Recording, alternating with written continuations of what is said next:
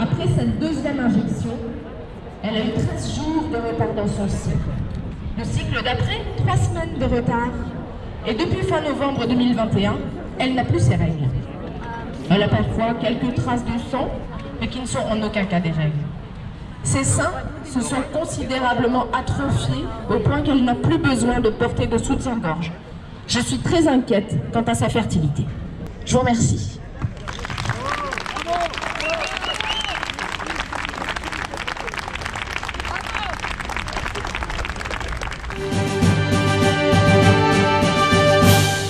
Je m'appelle Laurence Kayser, je suis médecin gynécologue en Belgique depuis 20 ans et je suis depuis 1 an et demi extrêmement active sur tous les médias alternatifs pour essayer d'alerter sur la façon dont ces injections impactent la santé des femmes.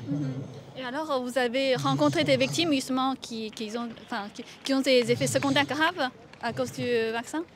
Oui, je vais dire, j'en rencontre tous les jours dans mon cabinet de consultation, puisque en Belgique, nous ne sommes pas soumis à l'obligation vaccinale. Je travaille encore et tous les jours, je vois des femmes qui ont des problèmes avec leur cycle, qui ont aussi des pathologies comme de l'endométriose, des fibromes qui grossissent très très vite.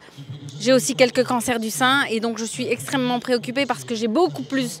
Évidemment, ce sont des maladies qui existaient déjà avant, mais j'ai beaucoup plus de pathologies, elles vont beaucoup plus vite, les fibromes grossissent beaucoup plus, les douleurs d'endométriose sont effectivement beaucoup plus intenses aussi. Et j'ai des femmes qui n'avaient rien au départ. Je me pose beaucoup de questions sur la fertilité puisque quand vous avez 17 ans et que vous n'avez plus vos règles pendant 10-12 mois, eh bien, on peut se demander comment ça va aller quand vraiment il y aura un désir de grossesse.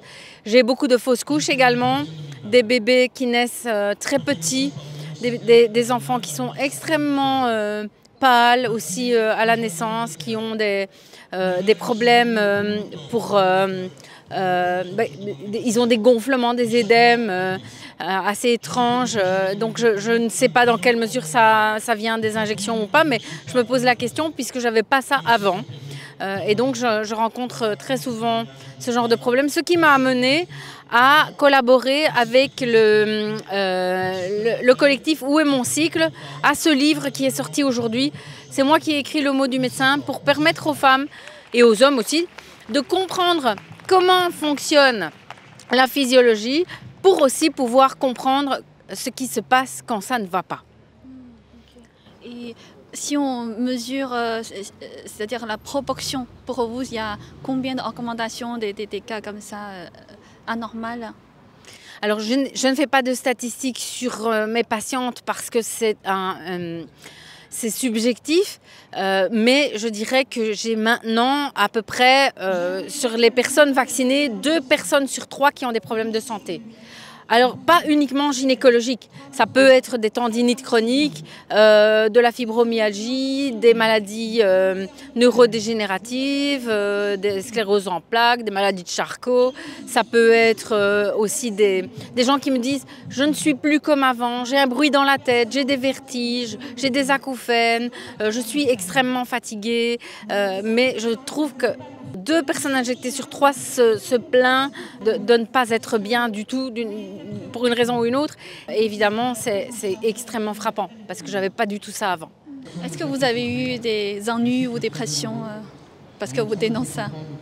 Oui, j'ai été convoquée par l'ordre des médecins pour avoir parlé, pour avoir dit qu'il était temps de parler des effets indésirables puisque tous les médicaments en ont et des mesures aussi, les mesures de confinement qui ont été extrêmement mauvaises pour la santé mentale des gens, le masquage qui est mauvais et les enfants en particulier en sont les premières victimes, les tests qui n'ont pas de sens, un test PCR n'est pas fait pour ça et le traitement de base finalement de tout patient, que ce soit pour une infection à Covid ou autre chose, le traitement de base du patient ne peut pas se faire par téléphone à distance, mais doit se faire en présentiel. Il faut recevoir les gens, les entendre, les prendre en considération dans leur globalité. Donc pour tout ça, j'ai été convoquée.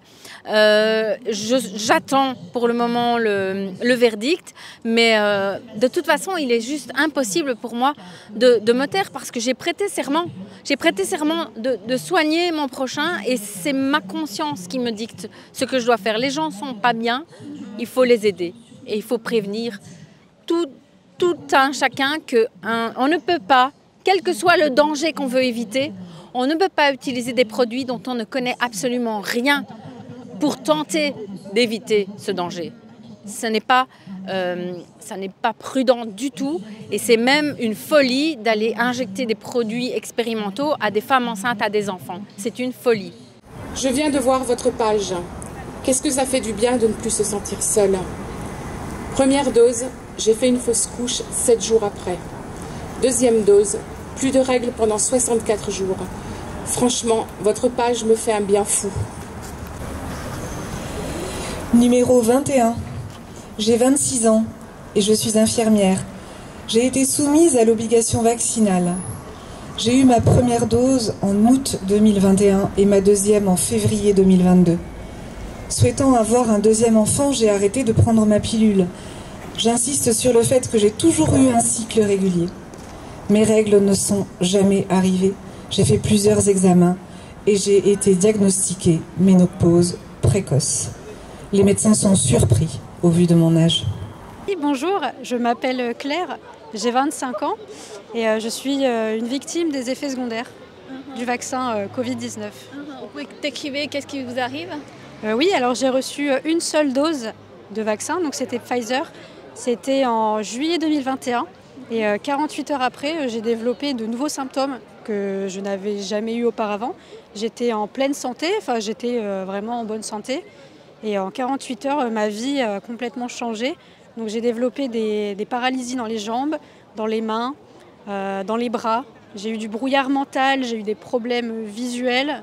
J'ai eu un petit peu des espèces d'acouphènes, un mal de dos terrible. Je n'arrivais plus à me déplacer correctement.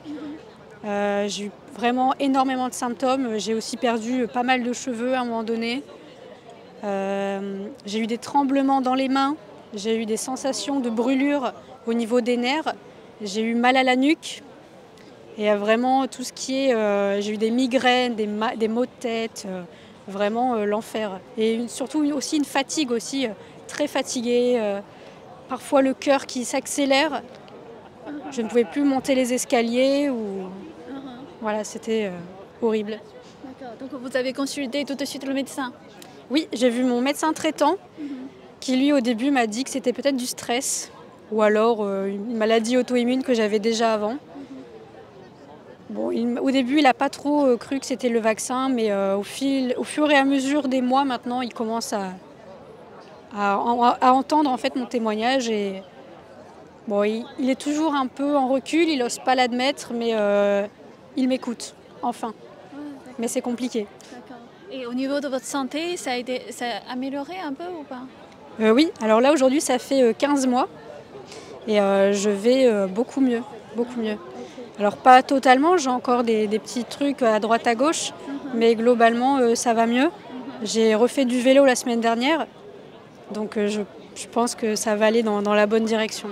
Au niveau des cycles, parce que vous avez beaucoup de symptômes, au niveau des cycles, vous n'avez pas de... Non, alors je n'ai rien eu au niveau des cycles et je pense que je n'ai rien eu au niveau du cœur. Alors j'ai eu comment on appelle ça, de la tachycardie posturale, mais ça c'est pas lié au cœur, c'est neurologique en fait. D'accord. Est-ce que vous voulez saisir à la justice? Pour le moment non, parce qu'apparemment on ne peut pas poursuivre Pfizer. Donc pour le moment non, mais j'attends de voir un peu comment se déroule un peu l'avenir si les effets secondaires commencent à sortir ou voilà, là je prendrai une décision. Et là, si vous pouvez passer un message, quel message vous voulez passer? Déjà, pour les médecins, si jamais il y a des médecins qui écoutent, vraiment écoutez les victimes, enfin, il faut écouter vos patients. Si on vient vous dire demain qu'on a eu des problèmes à cause d'un vaccin, on ne les invente pas, on n'est pas là pour le plaisir. On est là parce qu'on veut être soigné et c'est un peu leur but, leur métier, et c'est pas le cas. Vous avez quand même vu plusieurs médecins, c'est-à-dire c'est leur opinion générale, c'est leur position générale, ils n'osent pas? Soit ils n'osent pas, ou alors ils me disent que c'est peut-être lié au vaccin, mais qu'il n'y a aucune preuve. Voilà. Mais oui, j'en ai vu plusieurs, oui. J'en ai vu plusieurs. Et pour vous, c'est certain, ça vient du vaccin? Certaines, absolument certaines. J'étais en parfaite santé. Je n'ai jamais eu de problème de toute ma vie. Je fais un vaccin et 48 heures plus tard, je me retrouve dans un état lamentable. Pour moi, il n'y a aucun doute. Et j'ai réussi à trouver d'autres victimes qui ont eu exactement la même chose que moi. Donc pour moi, ce n'est pas une coïncidence. 2 doses Pfizer cet été. Ma deuxième dose a été faite en même temps que je tombais enceinte. Je n'ai aucune preuve de ce que j'avance. Ce que je sais, c'est que je mène une vie plutôt simple et saine. J'ai 2 enfants en bonne santé. Cette grossesse a été dramatique, avec une anomalie chromosomique du fœtus, cardiaque également. Ça s'est terminé par une IMG. À mon retour de couche, ce fut un véritable festival. En fait, j'en arrive à ne jamais sortir sans protège-slip, tellement mes règles sont imprévisibles. Tantôt 5 jours de retard, tantôt 3 jours d'avance hyper abondante. J'en suis arrivée à changer mon quotidien, acheter des culottes menstruelles et malgré ça, j'évite de sortir les premiers jours de mes règles. J'ai bientôt 31 ans et j'en arrive à tâcher des coussins, des draps, je ne suis pourtant plus une débutante. Bonjour à tous, je m'appelle Diane Prota, je suis avocat au barreau de Paris et je suis spécialisée dans des affaires de préjudice corporel et notamment des affaires dans lesquelles les gens ont eu des effets secondaires après avoir pris des médicaments. Et là, je suis l'avocat d'un collectif de 20 000 femmes qui disent que depuis la vaccination, elles ont des troubles sur leur cycle menstruel. Certaines de jeunes filles n'ont plus leurs règles depuis qu'elles sont vaccinées. D'autres ont leurs règles plusieurs fois par mois. On a aussi des dames âgées qui, par exemple, sont censées être ménopausées, qui sont ménopausées mais qui, depuis la vaccination, recommencent à avoir leurs règles. Et nous avons aussi des jeunes femmes qui, du jour au lendemain, ne sont plus fertiles. On leur annonce qu'elles ont, en français, ce qu'on appelle une ménopause précoce. Nous avons des témoignages de jeunes femmes qui ont vu, comme je dis, leurs règles s'arrêter à l'âge de 25 ans et ne plus jamais revenir. Et au bout d'1 an, on leur a dit qu'elles étaient ménopausées de façon précoce et qu'elles n'auront jamais d'enfants. Et tous ces témoignages ont été envoyés à l'OPESCT, qui est l'Office parlementaire des choix techniques et scientifiques. C'est lié au Parlement français. Et des sénateurs qui ont fait une enquête sur les effets secondaires de la vaccination ont reconnu, c'est en page 48 de leur rapport, que s'agissant des problèmes de troubles menstruels, il y avait un lien avéré avec la vaccination et que ça ne pouvait pas être une coïncidence, tous ces dérèglements, au regard de la volumétrie, c'est le mot qui est employé, donc du nombre énorme de déclarations, et au regard de la temporalité, parce que c'est arrivé juste après la vaccination. Et ils ont précisé dans ce rapport que de nombreux pays, la Norvège, l'Angleterre, j'en oublie, la Suède, avaient reporté ce même problème au niveau européen. Et donc la France, à la suite de ce rapport, l'a fait. Et aujourd'hui, le collectif fait ce rassemblement pour appeler au soutien, parce que nous demandons une audition publique au niveau européen pour que toute la lumière soit faite pour toutes les femmes d'Europe sur les troubles qu'elles subissent, ou en tout cas qu'elles dénoncent, ensuite de la vaccination et qui affectent leur bien-être gynécologique, mais aussi peut-être leur fertilité. Et en tant qu'avocat, comment vous pouvez protéger justement ces femmes qui sont en difficulté? Parce que tout à l'heure, j'ai interviewé une victime, elle a dit qu'elle ne va pas lancer dans la justice parce que ça a l'air compliqué. Alors justement, aujourd'hui encore, les dossiers à titre personnel des gens sont difficiles à faire avancer parce que les experts médicaux ne reconnaissent pas le lien avec la vaccination ou souvent disent que comme ce n'est pas là, trouvent d'autres idées.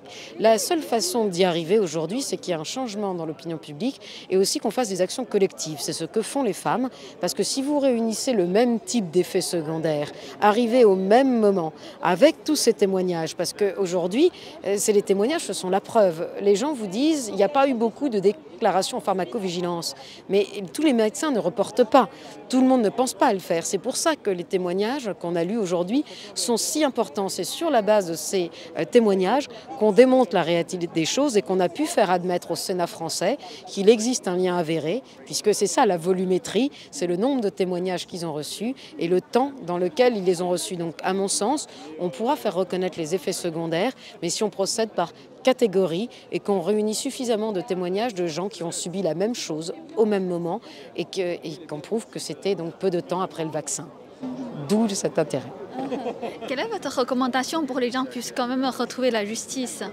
Alors, c'est de ne pas y renoncer. C'est ça, parce que je pense qu'il y a eu depuis 2 ans des décisions qui ont été très décevantes, notamment pour les pompiers, pour les soignants, pour beaucoup d'autres. Il y a des décisions qui sont très décevantes aujourd'hui sur la question de la vaccination, mais il ne faut pas renoncer. Cette vaccination est là depuis 2 ans, simplement. Les effets secondaires, on commence à en parler depuis 1 an. Et là, ce rassemblement, ce livre et cette demande au niveau européen qui est entre les mains de Madame Ursula von der Leyen, mais aussi entre les mains de l'Agence médicale européenne, entre les mains de toutes les agences nationales de sécurité du médicament, entre les mains des laboratoires, entre nos mains à nous tous. C'est quelque chose qui a déjà été fait en 2017 pour un médicament au niveau européen. Et bien ça, c'est extrêmement important parce que le but, c'est de réunir tout le monde et d'avoir enfin une explication pour les femmes, parce qu'il n'y a pas pire que de ne pas savoir. Si, il y a pire, c'est de ne pas vouloir savoir, à mon avis. Et les femmes, elles, par contre, demandent évidemment une reconnaissance de leur témoignage. Je suis Carlo Alberto Brusa, je suis le président de l'association Réaction 19 et aussi avocat dans ma vie professionnelle. Donc vous êtes là, c'est pour défendre les victimes des effets secondaires graves du vaccin? Alors, le mot défendre, ce n'est pas exactement le mot. Je suis là pour apporter le soutien de Réaction 19, de mon association, qui se bat depuis 2 ans et demi contre ce qui était une forme de dictature sanitaire, qui a amené aussi aujourd'hui à des femmes qui se sont vaccinées, peut-être parfois contre leur volonté, à devoir vivre aujourd'hui des effets qui sont terribles. Et aujourd'hui, la réalité, c'est que, dénié par les pouvoirs publics, et qu'aujourd'hui, il y a beaucoup de gens, et notamment des femmes, qui ont des règles modifiées, parfois certaines femmes qui les ont perdues, avec des effets qui sont terribles dans la vie de tous les jours. Donc c'est pour ça que je suis là. Je suis là parce que ça ne fait que confirmer que ce que nous dénoncions il y a 2 ans sur le risque de cette thérapie, qui est une thérapie qui n'a rien à voir avec la vaccination classique, dont on peut avoir déjà des doutes, eh bien, provoque des effets et n'a pas aidé la solution parce que l'épidémie n'a pas disparu, parce que les gens se sont fait piquer. L'épidémie disparaît parce que, comme toutes les épidémies, il y a des pics. Et puis, au fur et à mesure, les gens s'immunisent, mais s'immunisent à travers une vraie immunisation. Voilà, pas celle de ces produits, qui sont plutôt des produits néfastes pour la santé.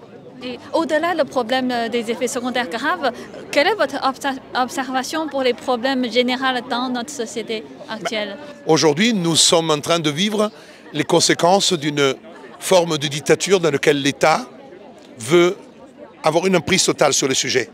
Aujourd'hui, la liberté est en péril. La liberté est en péril, mais elle était déjà en péril avant. La Covid-19 a mis en exergue que le pouvoir de l'État était absolu.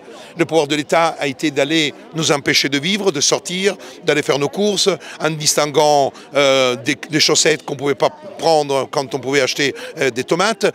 L'État nous a demandé de ne pas embrasser nos grands-parents. L'État nous a imposé de ne pas nous réunir. L'État nous a imposé...